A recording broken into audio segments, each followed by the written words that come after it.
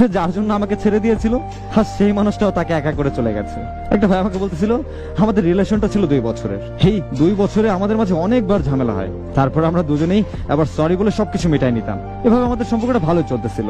তো আমাদের মাঝে একজন থার্ড পার্সন আসে, তো হঠাৎ ওর কথা বলার ধরনগুলো না কেমন জানি চেঞ্জ হতে শুরু করে, আমাকে ইগনোর করা শুরু করলো। আমাকে এর মাঝে অনেকবার ব্রেকআপের হুমকিও দেয়। কিছুদিন পর আমার সাথে ঝামেলা করে, ব্রেকআপ করে দেয় আর আমাকে ব্লক করে দেয়। 2 বছরের সম্পর্ক এক মুহূর্তে শেষ করে দিল। ভাবতেই খারাপ লাগছে, তুমি আর আমরা হতে পারলাম না। কিছুদিন পরে আমি ওর বান্ধবীর থেকে জানলাম ও সেই ছেলের সাথে রিলেশনে গেছে। আমি অনেক চেষ্টা করি ওর সাথে যোগাযোগ করার, কিন্তু কোনো লাভ হয় নাই। একটা সময় আমি ওর পিছু ছেড়ে দেই আর ওর মতো করে থাকতে দেই, বিরক্ত করা বন্ধ করে দেয়। তার 2 মাস পরে ওর ফ্রেন্ড আমাকে SMS দেয়, বলে আপনাকে ছেড়ে দিয়ে ও যে ছেলের সাথে রিলেশনে গেছিল, সেই ছেলে ওকে ছেড়ে অন্য আরেকটা মেয়ের সাথে রিলেশনে গিয়েছে। তো কেউকে কাঁদিয়ে না কেউ সুখী হতে পারে না। তারপরে আমার লাইফে ফিরে আসতে চায়, আমি না করে দিই। ও অনেক চেষ্টা করছে আমার সাথে যোগাযোগ করার, কিন্তু যখনই জানতে পারতাম যে ও সাথে সাথে ব্লক করে দিতাম। 2-3 দিন পর হঠাৎ একদিন একটা অপরিচিত নাম্বার থেকে কল আসে। কল রিসিভ করার সাথে সাথেই বলে উঠলো যে কলটা কাটবেন না, একটু কথা আছে। কলটা ছিল আমার প্রিয় মানুষটার। অনেক কান্নাকাটি করে আর আমার কাছে ক্ষমা চায়, সবকিছু ভুলে যেতে বলে। আমি ওরা সেদিন একটা কথা বলছিলাম, বেঈমানদের কোনো ধর্ম থাকে না, ওরা শুধু পারে মানুষকে ঠকাতে। তুমিও তাদের দলের একজন, তারপরেও আমি তোমাকে ক্ষমা করে দিলাম, কিন্তু দ্বিতীয়বার আর বিশ্বাস না। আর একটা কথা বলছিলাম যে আমার সাথে আর কখনো যোগাযোগ করার চেষ্টা করো না।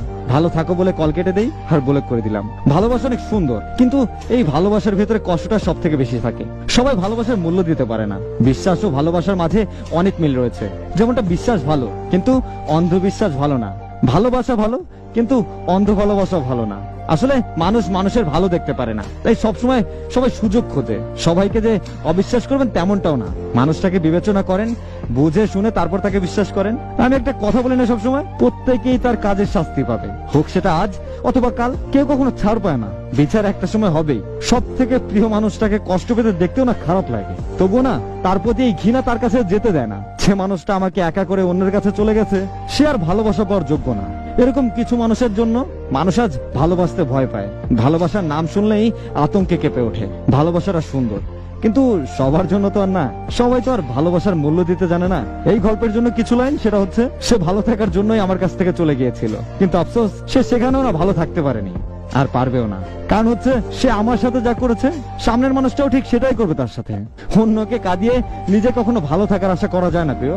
একটা সময় আমি কেঁদেছিলাম, তুমিও কাঁদবা। হয়তো সময়ের ব্যবধানে তুমি বুঝবা কে ছিল তোমার আপন, আর তুমি কাকে খুঁজতে গিয়ে কাকে হারিয়ে ফেলেছো। হয়তো সেদিন তোমার কাছে আর যাওয়া হবে না, তুমি আসতে চাইলেও তোমাকে আর কখনো কাছে আনা হবে না।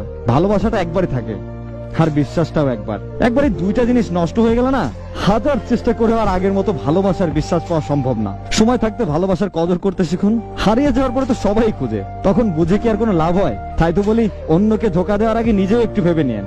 এই সেম জিনিসটাও আপনার সাথে হবে, আপনি এই কষ্টটা পাবেনই, এটা বাধ্যতামূলক। তাই নিজেও তৈরি থাকবেন, ভালো থাকুক এই অসমাপ্ত ভালোবাসাগুলো।